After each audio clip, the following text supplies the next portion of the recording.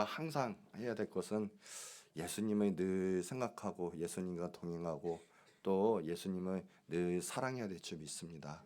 이제 특별히 우리가 벌써 이제 사순절이 다가왔는데 사순절에 특별히 예수님을 깊게 묵상하고 생각해야 될 줄 믿습니다.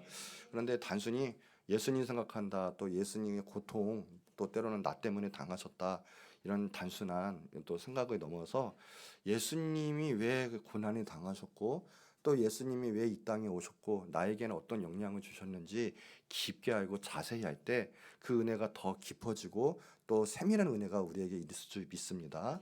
그래서 오늘 말씀의 제목은 속죄제와 속건제의 의미, 그러니까 영적인 원리에 대해서 우리가 좀 더 나누고자 합니다. 우리가 예수님 오신 목적은 우리 죄를 도말하시고 사하시고 정말 죄 없다 하셔서 우리가 하나님과의 관계가 화목하게 되고 회복이 되고 우리 영혼이 구원받는, 그러니까 영생을 얻는 것에 있습니다. 예수님은 단순히 이 땅 와서 우리에게 단순한 세상적인 복 뭐 이런 걸 주시러 오신 분이 아니에요. 우리도 모든 사명 감당할 때는 우리가 영생에 초점을 둬야 합니다. 주님이 말하신 하나님의 나라, 영원한 세계, 그러니까 우리는 영원 구원에 초점이 있어요. 그러니까 예수님 오신 목적은 그건데 하나님의 법칙이 있다라는 거예요. 오늘의 본문에도 보면 속죄 제물이 있고 속건 제물이 있습니다. 그러니까 예수님은 어린 양으로 오셔서 제물이 되셨어요. 화목 제물이 되신 거예요.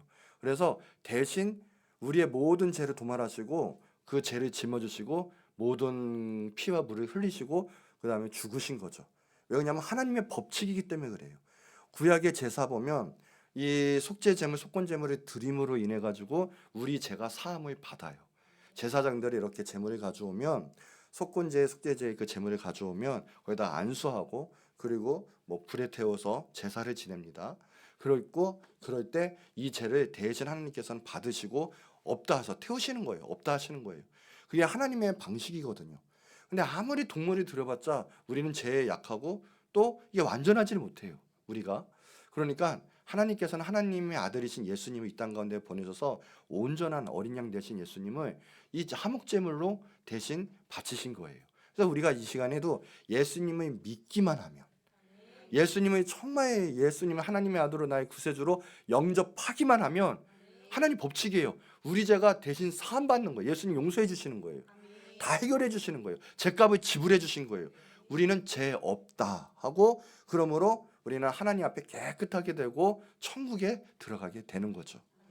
이게 레위기의 말씀이고 제일 중요한 제목 중에 하나예요. 예수님이 오신 목적은 화목제물로, 속죄제물로 오셨다라는 거죠. 구약 시대에는 여러 가지 제사가 있었는데 일단은 불에서 태우는 그런 제사를 번제라고 합니다. 이것은 뭐냐? 뜻은 하나님께 온전히 드린다는 뜻이에요. 그러니까 우리가 예배할 때도 번제 같은 예배, 우리의 모든 것을 드릴 때 하나님이 기뻐하시고 연락하시고 우리의 모든 문제도 심지어 사망과 죄도 하나님께서는 해결해 주신다라는 거예요. 얼마나 감사한지 몰라요. 우리는 하나님께 예배함이 정말 생명 다해 예배 드려야 될 줄 믿고 생명보다 예배가 귀한 줄 믿습니다. 우리의 마음을 다해 드려야 돼요. 또 하나의 또 예배는 뭐가 있냐면 채소 같은 거죠. 야채, 그러니까 곡식, 그러니까 피가 없는 거. 이거를 예배에 드리는 그 소제라고 합니다. 그것은 뜻은 무엇이냐면 우리가 생활이 하나님께 완전한 생활을 의미하고 있어요. 완전한 생활. 이것을 드림으로 나갈 때 우리 생활 가운데 하나님께 온전히 순종하고 나간다라는 의미가 있고요. 또 하나 화목 제사가 있죠. 이것은 당연히 우리 죄가 사함받고 하나님과의 관계가 화목해 되는 그런 제사를 의미하고 있습니다.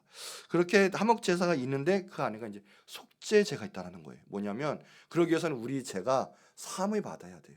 우리의 모든 죄가, 하나님은 죄가 없으신 분이기 때문에 죄가 있으면 하나님께 나아갈 수도 없고 우리가 하나님 보면 우린 죽어요. 그렇기 때문에 우리 죄가 먼저 해결을 받고 나가야 되는데 그러기 위해서는 우리 죄가 사함받기 위해서는 속죄제가 있어야 되는 거예요. 속죄제사가. 그래서 속죄제물을 통해서 속죄제사를 통해서 우리의 죄가 사함을 받는 거죠. 이 죄는 다른 것이 아니라 우리 더 나아가서 예수님의 보혈로 우리의 모든 죄가 사함받고 하나님과 화목해 된다는 뜻이 있습니다. 그리고 또 하나 속건제물 있죠. 속건제는 무엇이냐? 제사함을 받기 위해서 이것도 말 그대로 속죄제물 드리는 것 중에 하나지만 약간 틀린 점은 이건 매일매일의 삶 속에서 우리 죄를 고백하고 예배를 드린다는 거예요. 그러니까 우리가 영적 의미를 볼 때는 속죄제는 우리가 예수님 믿기만 하면 우리는 구원받아요. 우리는 구원 받습니다. 구원은 한 번 있었다가 우리가 죄가 있으면 없어졌다가 또 쟁취하고 이런 게 아니라 정말 오늘부로도 예수님의 나의 구세주를 믿기만 하면 이 구원 받는다라는 거예요. 예수님은 끝까지 우리 가운데 역사하시고 우리 천국으로 인도하시는 분이세요. 그러나 속건제의 뜻은 뭐냐? 그럼에도 우리는 죄를 저질러요. 죄 약해요. 하루하루의 날마다 예수님의 보혈로 우리는 제사함 받아야 돼요. 날마다 회개해야 돼요. 그게 바로 속건 제물의 의미 있고 속건제의 의미가 있다고 하는 거죠. 자, 그래서 첫 번째 크게 속죄제는 그 무엇이냐라는 거죠. 속죄제는 총체적인 죄예요. 그러니까 완전히 우리는 예수님이 떠났던 우리가 예수님 알고 구원받아 하나님의 자녀가 되는 것처럼 구약시대 때도 하나님을 모르고 하나님 율법을 모르고 하나님을 떠났던 사람들 또 이방인들 그런 분들이 완전히 주님 앞에 나아감으로 하나님이 나의 왕이십니다.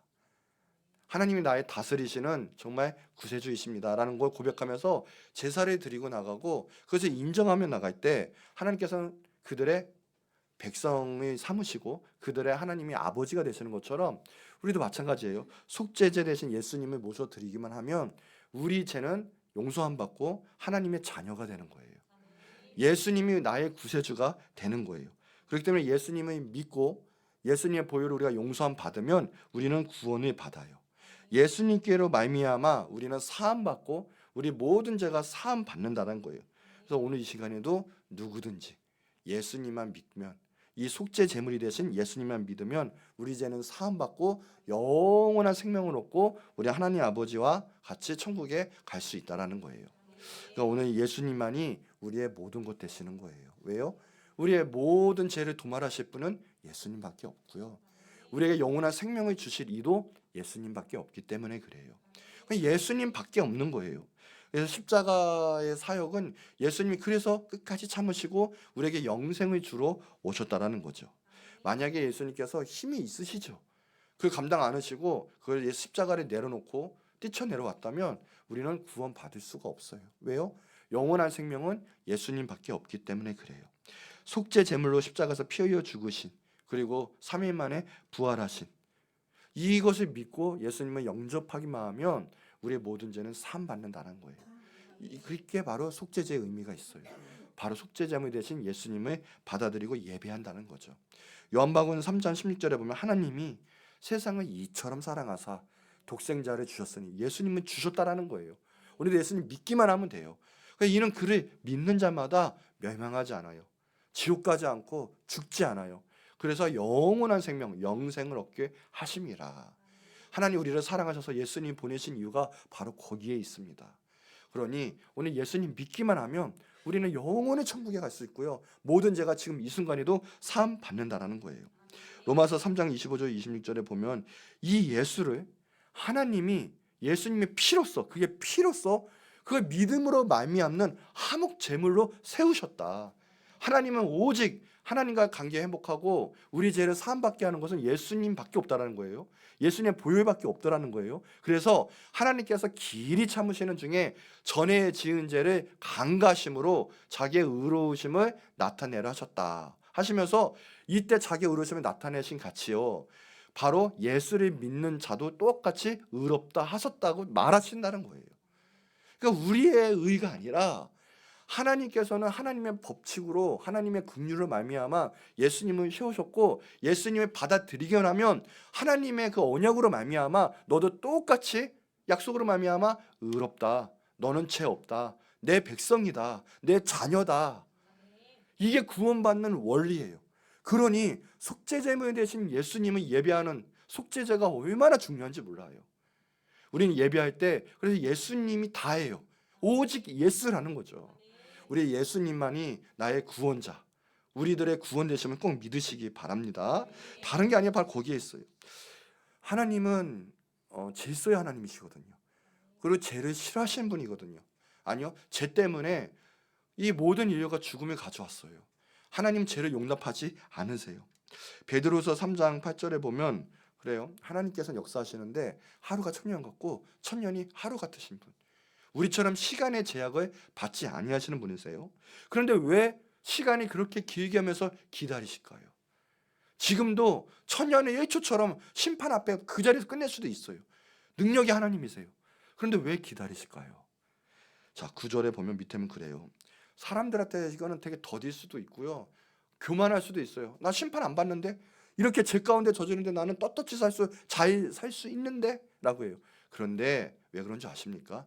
우리들이 회개하길 원해서 그러세요. 우리 죄가 용서 안 받고 다 멸망하지 않고 회개하고 구원받기를 원하시기 때문에 길이 참으시는 거예요. 10절에도 보니까 그래요. 야, 주의 날이 걱정하지 말아라. 도둑같이 온다. 그때는 누구도 피할 수 없고요, 천지지변 다 흔들려요. 무너져요. 하늘이 큰 소리로 떠나가고 모든 물질이 불같이 녹아져요. 땅에 있는 모든 역사들이 다 그와 같이 벌어질 거예요. 이로의 성신들이 그때는 질서가 없어져요. 모든 우주가 진동이 일어날 거예요. 그러면서 그날을 준비하라라고 그래요. 준비하라. 그날을 믿고 준비할 때 하나님께서는 우리에게 역사가 일어나는데, 왜요? 그는 뭘 준비해야 되냐? 바로 회개를 해야 돼요. 회개는 단순히 내가 잘못했어요가 됩니까? 하나님의 법칙에 의해서 해야 돼요. 하나님의 법칙은 무엇이냐라는 거죠. 예수 그리스도의 보혈로 말미암아 우리는 제 씻김을 받아야 돼요. 그게 회개라는 거예요. 단순히 윤리 도덕 뉘우침 정도가 아니라 정말 하나님의 의해서 모든 것에 예수 그리스도의 보혈로 정케함 받을 때 비로소 심판자이신 하나님께서 심판하실 때 넌 죄 없다 땅땅땅, 그게 죄 없다 회개하는 거예요. 오늘도 회개는 뭐냐? 단순히 너 이거 무서워요 눈물로만 만지는 게 아니라 오늘 예수님께 나아갑니다. 예수님의 보혈로 저 부끄러운 죄 너무 많지만 예수님의 보혈로 용서해 주세요. 예수님께 나아갑니다. 하나님 용서해 주세요. 그럴 때 하나님이 보시고 아멘 할 때 모든 보혈을 우리의 모든 죄가 씻김을 받는 거예요. 오늘 예수님 보혈을 의지하시기 바래요. 우리의 인간적인 철학과 힘으로는 우리 죄를 용서할 수도 용서받을 수도 없다라는 거예요. 베드로후서 2장 4절 보세요. 심판은 다 있어요. 심지어는 이 사탄 마귀도 하나님께서는 반드시 다 심판하시는 거죠. 지옥에 던지신다는 거예요. 그럼 또 5절에도 보세요. 세상은 노아 시대 때는 어떻게 해요? 물로 심판하셨어요. 홍수로 모든 세계를 다 심판하셨죠. 6절에도 보니까 이 음란한 세상 뭐예요? 불로 심판하신 거예요. 소돔과 고모라가 죄가 되게 하셨어요. 유황불로 하나님께서는 심판을 하셨죠. 하나님께서는 뭘 의미해요? 반드시 심판이 있고 심지어는 말세 때 마지막에 심판이 있다라고 하는 거예요. 이것을 준비해야 돼요.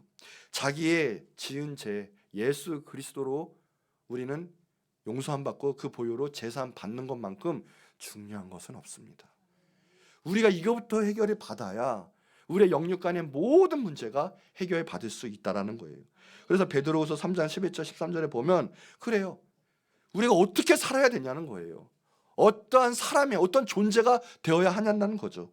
거룩한 행실과 견고함으로 하나님 나라를 바라봐야 돼요. 하나님 나를 바라봐야 돼요. 새하늘과 새 땅을 바라봐야 된다는 거예요. 이것을 준비하고 이것을 위해서 살아가야 된다는 거죠. 그럼 뭐냐? 예수 그리스도 보혈로 우리의 영육간의 모든 것을 정케 받아야 돼요. 정케 받아야 돼요. 옛날에는 아마 세상이 불바다 된다는 거 이게 그 용암이 터지나 뭐 이거밖에 설명이 할 게 없을 거예요. 그러나 우리는 지금 알 수 있어요. 핵포탄 몇 개만 터져도요 전 세계는 불바다가 돼요. 이 모든 게 이제는 가능한 시대가 열렸거든요. 어마어마한, 심지어는 지금 어느 시대냐면 폭탄 하나로 그냥 지구가 날아갈 수 있는 어마어마한 무기도 생겼죠. 불바다 되는 건 이제는 쉬운 문제예요. 심판은 반드시 있다라는 거죠. 사람이 집을 잘 지으려면 어떡합니까? 기초를 잘 세워야 돼요. 기초를. 곡식을 많이 거두려면 어떻게 해야 돼요? 밭을 잘 경작해야 되죠. 잡초도 뽑고 기름지도록 잘 가꿔야 돼요. 우리 신앙생활을 잘하고 영생을 얻고 하나님의 선한 열매를 맺으려면 어떻게 합니까? 다른 거 없습니다. 말씀을 믿고요. 말씀의 쟁기로 우리의 심령밭을 잘 갈고요. 성령의 불로 우리의 모든 가라지와 잡초를 불태워야 되고요. 그리고 거기에 하나님의 복음의 예수 그리스도의 복음의 씨앗을 잘 뿌려야 된다는 거예요. 그래서 기초가 되는 것은 우리 밭에 예수 그리스도의 보혈로 정케함 받고 회개하는 심령이 있어야 돼요. 궁극적으로 사람이 지옥 가는 것은 죄를 지어서 지옥 가는 게 아니에요. 맞는 말이죠. 맞는 말이에요. 그러나 그건 인본주의에서 해서 거기까지만 가능한 일이에요. 그 이상은 설명이 안 돼요. 그러니까 세상에서는 착한 일 하면 천국에 갈 수 있지 않느냐, 그런 말이 나와요. 그러나 전혀 아니에요. 결론적으로 뭔지 아십니까? 죄를 지어서 지옥 가는 거, 그 원인은 맞아요. 그러나 결론은 죄를 지어서 지옥에 가는 것보다는 예수님을 믿지 않아서 지옥 가는 거예요. 예수님을 믿지 않아서 우리 죄가 그대로 있기 때문에 지옥 가는 거예요. 우리 다 죄인이에요. 우리 다 부끄러운 짓 많이 해요. 그렇잖아요? 내가 떳떳하다 자신있는 사람 이 지구상에 없을 거예요. 하나님이 주신 것 잘 감당했다, 정말 나는 100%다 했다 하는 사람 없을 거예요. 그런데 문제는 그거예요. 우리가 그 모든 걸 예수님께 나아가서 예수님의 보혈로 사함을 받느냐, 우리가 의롭다 칭함을 받고 정죄함을 받지 않느냐, 아니면 우리 죄가 나중에는 그대로 가서 정죄함 받고 심판 받느냐, 거기에 차이점이 있다라는 거예요. 베드로하고 가룟 유다 똑같은 인간이에요. 그러나 누구는 하나님께 쓰임 받고 예수님의 제자가 되고 사도가 되고, 가룟 유다는 결국은 악한 종 가운데 그 사상도 이기지 못해서 결국은 자살하고 영원한 불못에 빠지죠. 왜 그랬습니까? 같은 제자였어요. 똑같이 3년 동안 예수님의 가르침과 놀라운 광경을 목격했던 사람들인데 왜 정말 극단적으로 나타날 수밖에 없는 거냐라는 거죠. 왜 그렇습니까? 회개했느냐, 아니면 회개하지 않았느냐, 그 차이에 있어요. 가장 그래서 그 근본되는 것은 회개예요. 그래서 세례 요한도, 심지어는 예수님도 첫 선포가 뭐였어요? 회개하라, 회개하라, 천국이 가까이 왔느니라. 우리의 수명이 다는 날이 가까이 왔어요. 하나님 보는 날이 가까이 왔어요. 심판 날이 가까이 왔어요. 회개하라. 그게 근본이에요. 근데 회개가 뭐예요? 예수님 믿고 예수님의 보혈로 제사함 받는 게 회개예요. 돌이키는 거예요. 그러면 자연스레 죄 안 짓고 죄 짓는 게 싫고 주님 기뻐하시는 게 원하고 그 길로 자연스럽게 가요. 내가 죄를 끊어야지 얼마 못 가요. 그거는 예수님 정말 만나고 예수님 보혈로 회개 받을 때 그 죄가 끊겨질 수가 있죠. 그럴 때 심판을 면할 수가 있는 거예요. 심판이 성경에 보니까 얼마나 많든지요. 히브리서 9장 27절에 읽어볼게요. 시작. 한 번 죽는 것은 사람에게 정해진 것이요 그 외에는 심판이 있으리니, 사람 죽고 난 데는 심판이 있어요. 전도서 12장 14절로 시작. 하나님은 모든 행위와 모든 은밀한 일을 선악간에 심판하시리라. 우리는 몰라고 내 자신도 모르지만 하나님은 다 아세요. 모든 행위와 모든 은밀한 일 중에 선악간에 다 심판하시리라. 고린도후서 5장 10절. 자, 시작. 이는 우리가 다 반드시 그리스도의 심판대 앞에 나타나게 되어 각각 선악간에 그 몸으로 행한 것을 따라 받으려 함이라. 어디예요? 이거는 다예요. 반드시네요. 우리 모두 다 반드시 그리스도의 심판대 앞에 선다는 거예요. 그때 선악간에 각각이에요. 뭐 뭉쳐서 패키지로 받는 거, 그룹별로 받는 거 절대 없습니다. 각자 받는 거예요. 각자 정확하게. 그래서 정확하게 뭐냐? 그 몸으로 행한 것을 따라 받는다. 우리가 자유가 있다고 하죠. 우리가 지금 제일 외치는 게 뭐예요? 지금 이 세상에서, 이 나라에서 민주주의잖아요. 나에겐 자유가 있어. 그래요. 각자 마음대로 말할 수 있고요, 행할 수 있고 행동할 수 있어요. 그러나 그것이 하나님 뜻에 벗어난 제약이면, 아마 그게 해결이 안 됐다면, 용서받지 않았다면 나중에 각오하셔야 될 거예요. 선악간에 그 몸으로 행한 하나님 말씀에 불순종해서 결국 내 발로, 내 손으로, 내 눈으로, 내 입으로 했던 모든 악한 것들 따라 각각 심판이 임할 것이다 라는 거죠.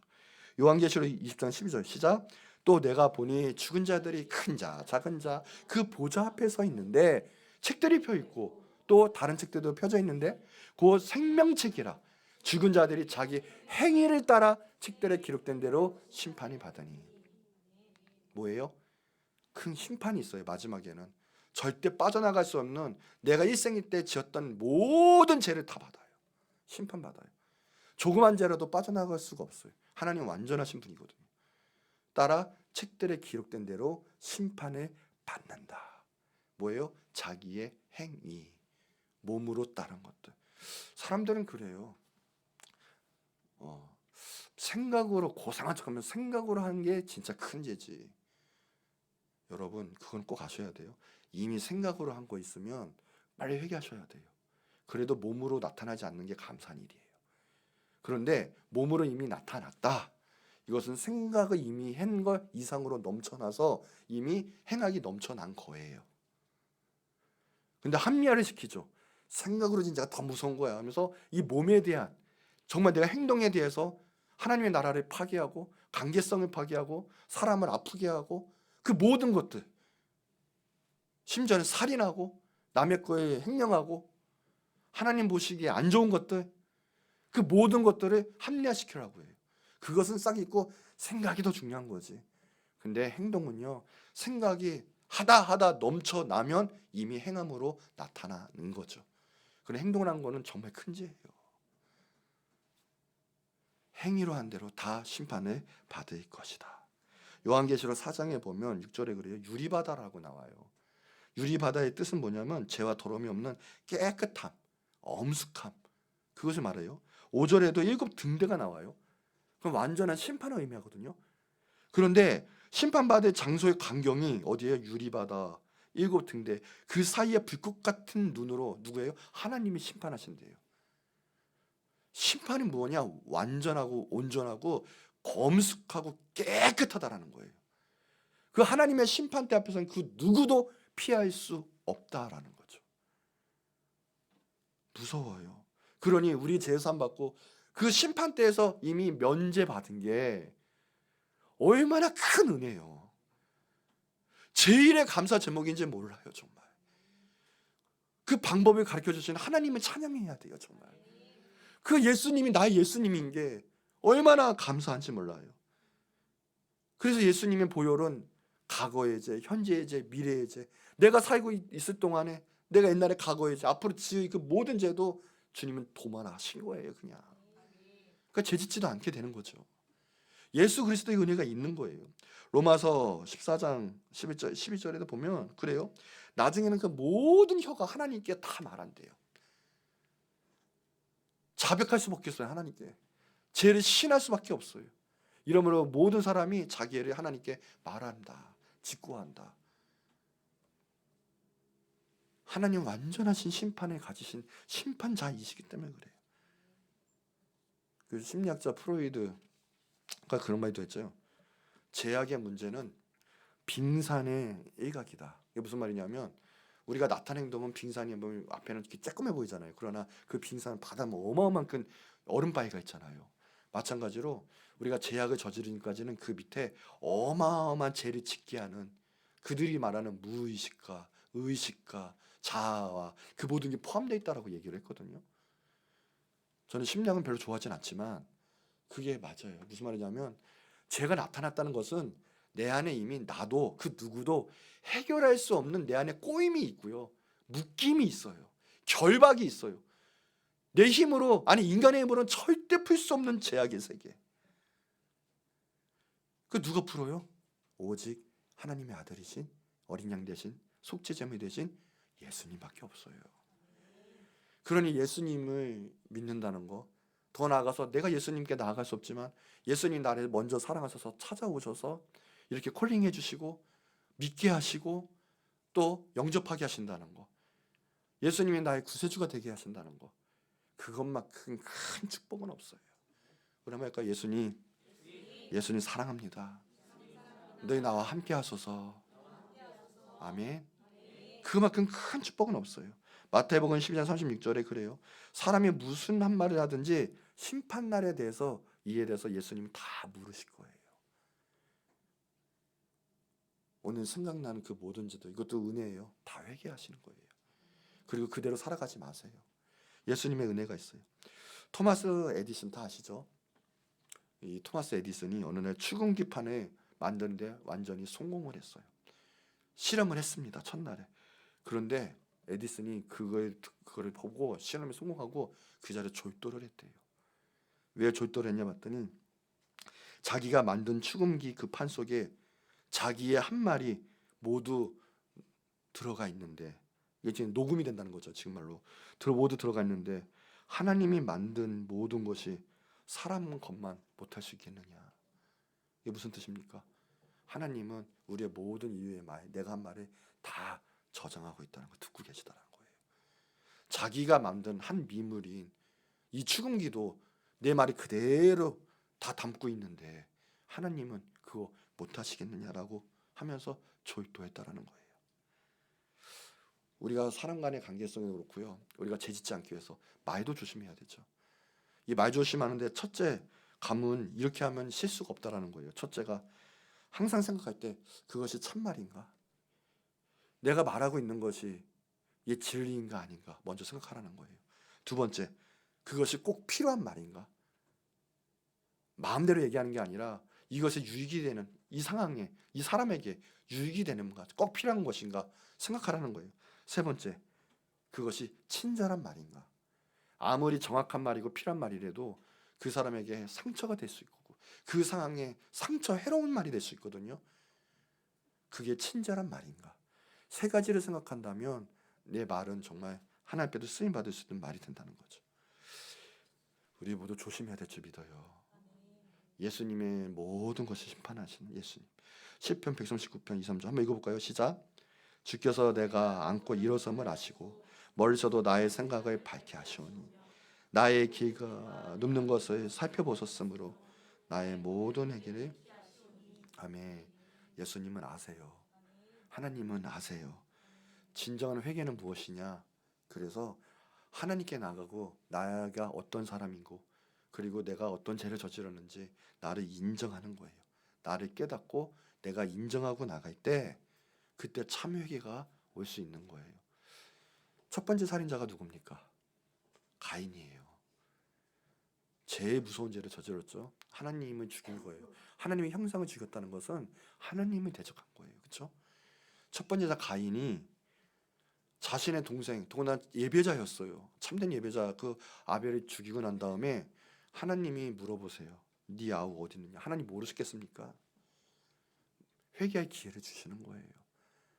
가인아, 너 지금 어디 있느냐? 그때 내 아벨이 어디 있느냐? 그거거든요. 가인이 뭐라고 합니까? 하나님 용서해 주세요. 이러지 않았어요.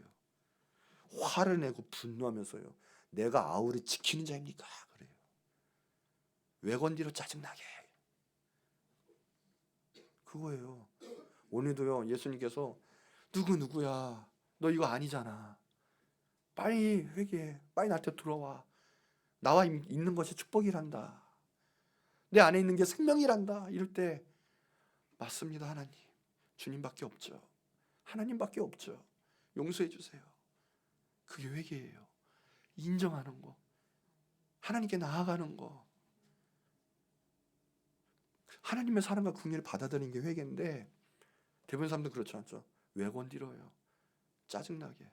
내 마음대로 할 건데 오지 마요 하나님. 이러면 이미 회개가 아니에요. 내 마음 심령 맛에 하나님의 은혜가 없어요. 회개할 수도 없어요. 늘 우리는 그 예수님의 은혜에 감격하면서 예수님 감사합니다. 오늘도 예수님 때문에 용서함 받고 지금 죽어도 천국에 갈 수 있습니다. 내가 살아가는 이유도 오직 예수 그리스도입니다. 나에게 영생을 주심 감사합니다. 늘 주님 말씀에 순종하고 겸손하고 내 것 내려놓고 내 마음대로 행하는 것이 아니라 하나님 말씀 가운데 행하고 붙잡고 살아가는 것. 그럴 때 하나님께서는 내 삶도 책임져 주시고 진정한 우리가 감당할 수 있는 축복도 주시고 우리가 그렇게 나가는 거죠. 오늘 하나님의 음성이 있습니까? 어느 하나님께 나아가세요. 인정하시고요. 오늘 예수님 저는 이렇습니다. 용서해 주세요. 진정한 회개한 사람 그래서 하나님 사랑하는 거예요. 하나님 붙잡는 거예요. 하나님 말씀에 순종하고 하나님의 그 의의 길로 걸어가는 거예요. 하나님 눈치, 하나님 뜻을 살피는 사람이 회개한 사람이에요. 아직도 내가 하나님 안다면서 내 뜻대로 내 주인인 것처럼 내 삶의 주인인 것처럼 행한다면 진정한 회개가 아니에요. 오늘 내 삶의 주인은, 내 생명의 주인은 바로 하나님. 나 용서하신 유일한 분은 오직 예수 그리스도예요. 그러니까 얼마나 감사해요. 우린 심판에서 면했어요. 우린 죽어도요 천국 가요 이제. 예수님을 믿은 사람은 심판 자체 섰다가 나오는 게 아니라 아예 그 라인이 트여요. 심판 때 서지를 않아요. 심판 때 선 어떤 선이냐면 상급 심판. 너 와봐, 너 와봐. 너무 잘했어. 내가 이런 상금을 줄게. 아, 얼마나 감사합니까? 제가 어저께 장학금 수여식을 갔다 왔는데 거기 있는 사람이 들어오면 떠는 사람 한 사람도 없어요. 막 받고 싶어가지고 나오면 막 자랑스럽게 나와서 막. 그러나 아시죠? TV 같은 데 보면 이제 범죄한 사람들 앞에 심판 때 하면서 보세요. 그 사람들 막 눈빛도 두려워 떨고 막 무서워요. 내 얼마큼 형량이 나올까 막 이러면서. 여러분, 예수님밖에 없어요. 속죄제물 되신 예수님. 그래서 우리는 날마다 속죄제물 드릴 때 우리는 우리 구원의 예수님, 구원받은 것을 감사하며 날마다 감사하며 그 속죄제물 대신 예수님 찬양하는 속죄제 그 예배 하나님께서 너무나 기쁘게 받으시고 그 예배는 잊으면 안 돼요. 우리 예수님 꼭 믿으시고요. 또 예수님의 말미암아 날마다 승리하시는 여러분들에게 축복합니다. 자, 두 번째죠. 속건제예요. 속건제. 그래서 이 속죄제와는 약간 틀리죠. 왜 그러냐면 속건제는 날마다의 삶 속에서 우리 죄가를 용서함 받은 거를 용서 받기를 간구하는 거예요. 어떤 이단은 그렇죠. 내가 회개한다는 것은 내가 구원받지 못한 증거이다. 이런 개똥 같은 소리가 어디 있습니까?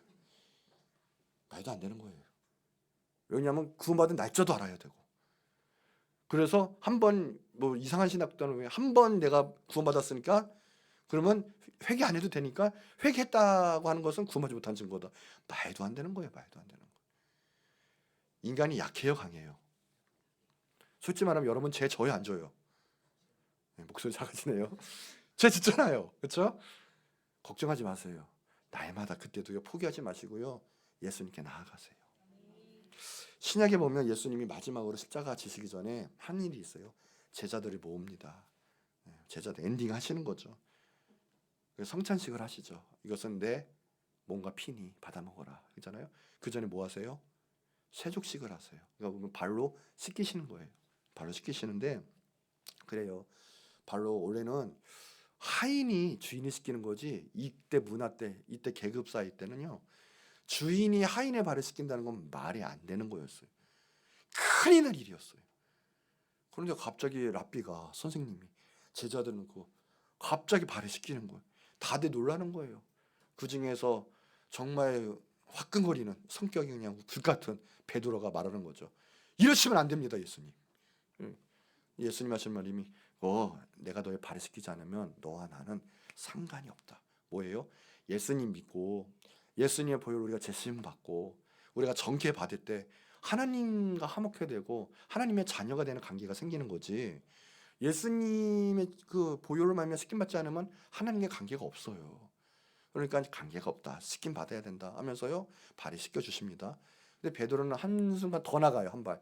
그러면요 제 머리와 다 몸도 씻겨달라는 거죠. 무슨 목욕 서비스입니까?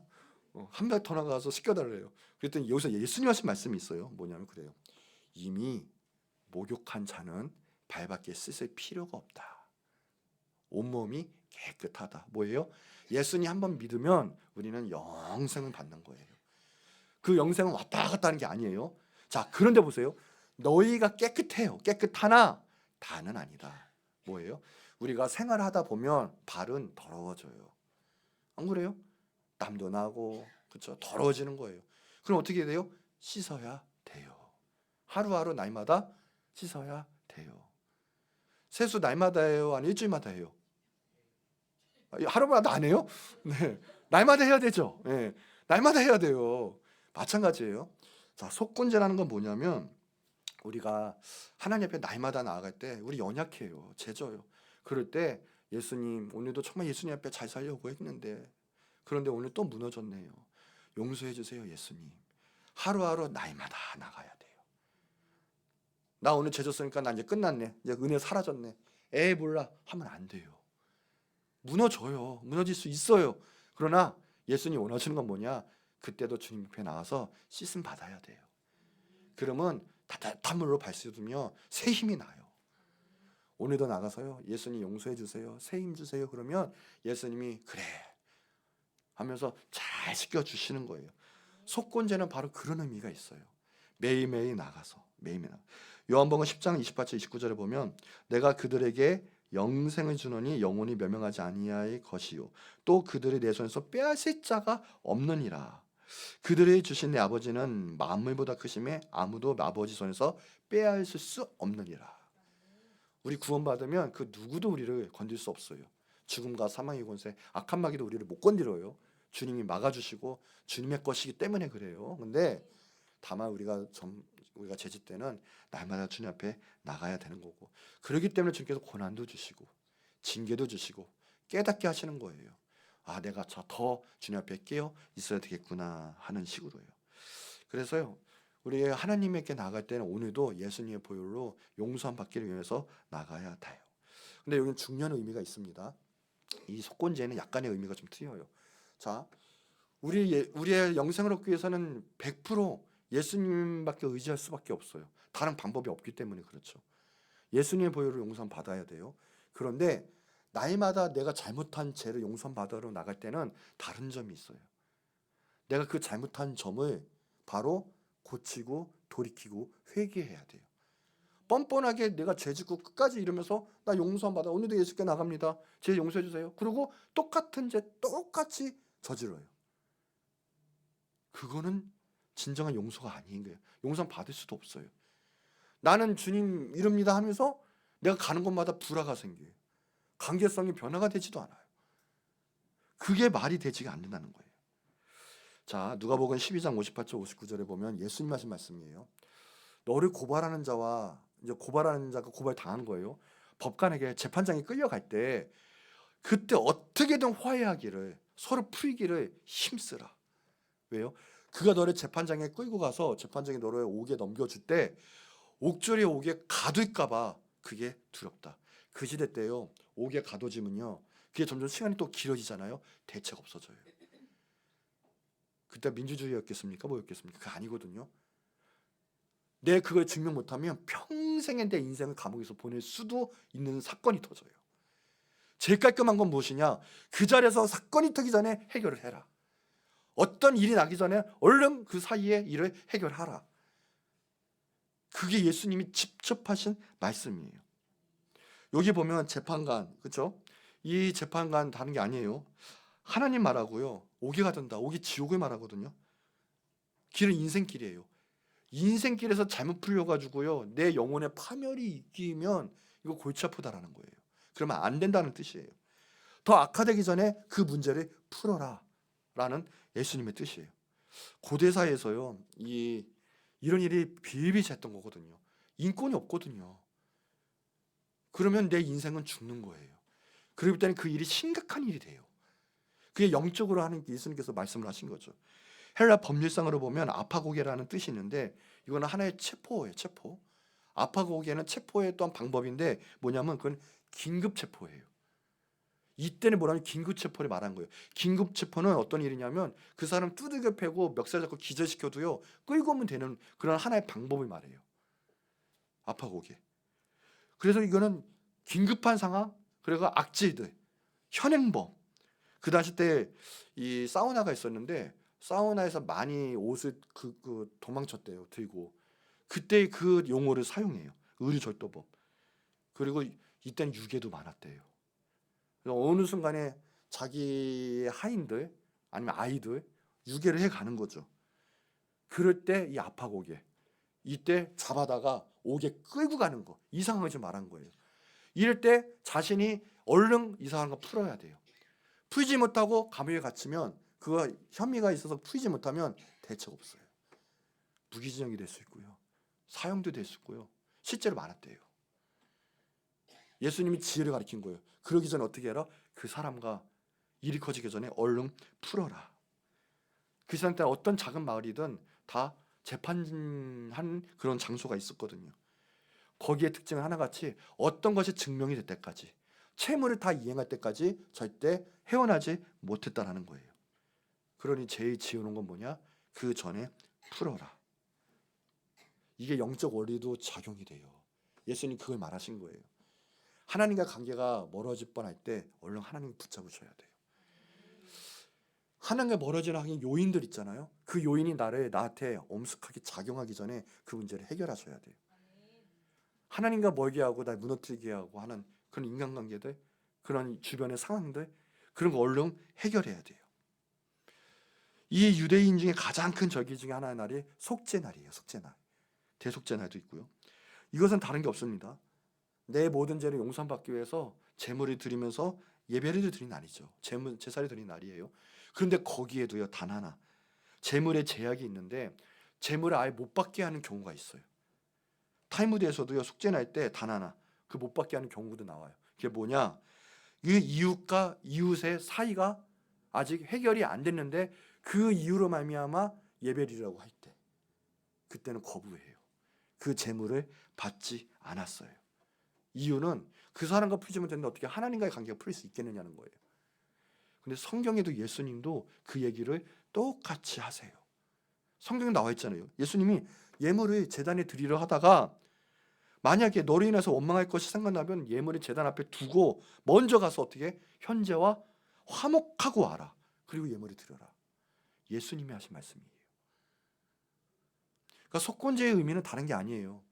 뻔뻔하게 내가 내저절인데 난 하나님한테만 인정받고 용서함 받으면 돼. 그거 하나님 받지 않으신다는 거예요. 푸셔야 돼요.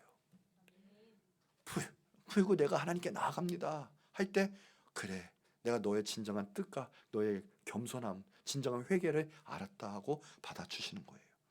오늘도 마찬가지예요. 너를 고발하는 자와 함께 있을 때 급히 화해하라. 옛날에는 송사하는 사람과 있을 때 급히 사하라.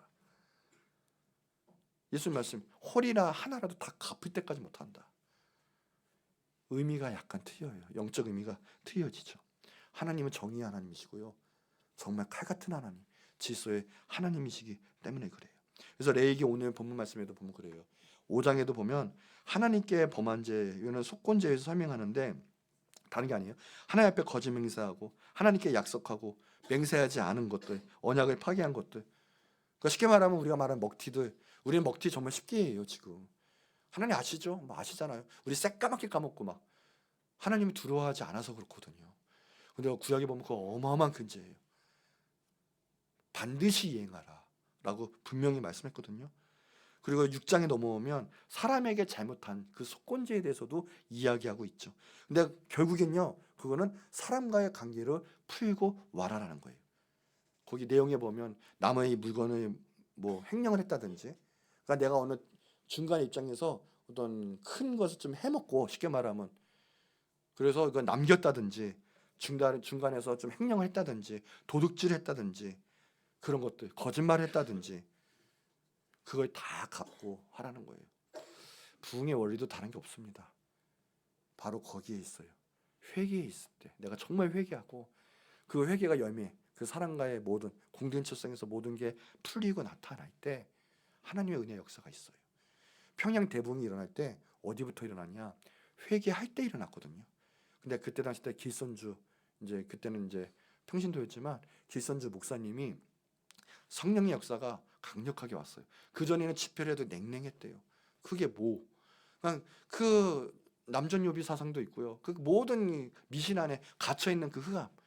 그랬는데 하나님께서는 이제 역사하기 전에 깨기 시작하는데 뭐부터 왔냐? 회개 역사가 일어나는데 그 길선주 목사님이 갑자기요, 생각이 나는데 친구가 자기한테 부탁했대요. 죽으면서 부탁한 게 뭐냐면 집과 재산을 잘 처분해서 누구누구에게 좀 나눠주고 누구에게 어디에 좀 쓰고, 그걸 했는데 그걸 안 한 거예요. 잘 처분해서 내 주머니로 쑥 넣은 거죠. 길선주 목사님 그게 갑자기 생각이 나더래요. 그래서 거기에 하나님께서는 치시니까 얼마나 회개가 나오고요, 그걸 다 갚았대요. 그랬더니 이게 회개도 하나님 역사거든요.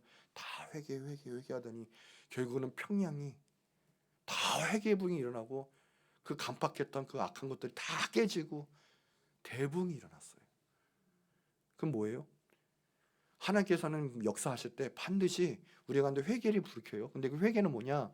단순히 내가 하나님 용서해 주세요, 됐죠?가 아니라는 거예요. 진정으로 내가 안에서 이게 잘못됐구나 인정하면서 또 하나는 하면 어떻게 돼요? 그것이 나와요. 용기가 나와요. 어떤 용기요? 그것을 제대로 잡을 수 있는 용기, 갚을 수 있는 용기, 서로 화해하고 용서할 수 있는 용기, 사랑할 수 있는 용기, 그런 게 나와요. 그럴 때 하나님께서는 강력한 역사를 보여주시는 거거든요. 여러분, 오늘도 하나님의 은혜가 있길 바랍니다. 여러분, 제가 예수님의 보혈로 깨끗하게 심김 받기를 원해요. 첫째는 예수님이 나의 모든 죄를 사하셨습니다. 그리고 나의 모든 죄를 씻기셨는데 나의 모든 죄 생각나시거든요. 또 현재 감당할 수 있고 또한 그것을 내 모든 것을 회복할 수 있을 때 회복하세요. 하나님의 음성이 있고 기회가 있을 때 회복해야 하나님께서 우리에게 강력히 또 축복도 주시고 우리에게 진정한 생명을 주신다는 거예요. 자, 마지막 한 구절 읽고 마치도록 하겠습니다. 신명기 23장 21절 23절 시작. 내 하나님 여호와께 서원하거든 갚기를 더디하지 말라. 내 하나님 여호와께서 반드시 그것을 내게 요구하시리니 더디면 그것이 내가 죄가 될 것이라. 내가 서원하지 아니하였으면 무죄하리라. 그러나 내 입으로 말한 것은 그대로 실행하도록 유의하라. 무릇 자원한 예물은 내 하나님 여호와께 내가 서원하여 입으로 언약한 대로 행하였지니라. 아멘. 어떻게 해요? 먹튀한 것도 죄인데 더디하는 거, 그거 하나님은 정말 사랑하고 또 하나님을 정말 의지하지 않았던 죄가 되기도 합니다. 먼저 하나님께 나가고 사랑하지 않았던 죄도 돼요. 그게 더디면 죄가 될 것이다. 자기 할 건 다 하면서 소원할 건 다 잊어먹고 갚지 않는다는 거, 하나님을 우습게 여기는 일이죠. 이 모든 것 하나님의 은혜로 살고 있는데 우리는 그 하나님의 은혜에 지금 우습게 화답하고 있는 거예요. 그러니 생명을 주신, 나 이렇게 먹고 또 이렇게 잘 입고 그래서 잘 또 집이 있고 잘 살고 있는 하나님의 은혜에 조금이라도 보답해야 되지 않겠습니까? 건강 주신 우리 하나님께 조금이라도 하나님께 보답해야 되지 않겠습니까? 다 하나님 지키세요. 속건 재물은 지키는 거예요. 그래서 하나님 말씀대로 가고 이웃과도 풀 건 풀고 하나님께도 풀 건 풀고 그래서 진정한 용서 받는 거죠. 자, 결론이에요. 오늘 우리가 모든 죄를 사함받는 건 예수님밖에 없습니다. 우리는 예수님이 있으니 얼마나 감사하고 행복한지 몰라요. 오늘 기도합시다. 예수님의 보혈로 난 자유했습니다. 모든 죄 사함받고 영생을 얻었습니다. 우리 찬양하시기 바래요.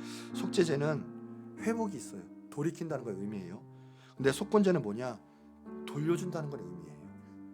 오늘 진정으로 예수님께 용서받은 사람은 우리 사람에게도 베풀 수밖에 없어요. 이웃 사랑할 수밖에 없고요. 내 것을 주님의 사랑을 증거할 수밖에 없어요. 그래야 진정한 용서받고 삭겨 보세요. 구원받았더니요, 그의 생활은 완전히 뒤졌어요. 그때는 뭐예요? 내 거 하던 사람이 그때는 뭐 반이고 내보내요. 그냥 잘못한 거는 4배나 해서 더 갚겠대요. 그냥 완전히 바뀌어요. 어차피 하나님 거거든요. 내가 가져갈 수 없거든요. 인생은 철학이 바뀌는 거예요. 완전히. 오늘 진정한 예수님께 용서받은 사람이 되시길 축복합니다. 그리고 모든 예수님의 보혈로 관계성도 회복되는 은혜가 있길 바랍니다.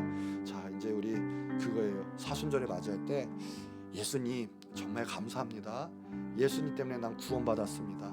내 모든 죄가 사함받고 심판에서 면하게 됐습니다. 주님 찬양하는 우리 종료주의 계속 되시길 바라요. 그때까지 그 예수님의 보혈로 여러분의 모든 삶 가운데 승리하시는 여러분 되길 바랍니다. 오늘 선포하세요. 난 승리했다. 예수님의 보혈로 난 뭐든지 용서 받았다. 나 정죄할 사람, 정죄할 막이 없다. 선포하고 이미 승리했습니다.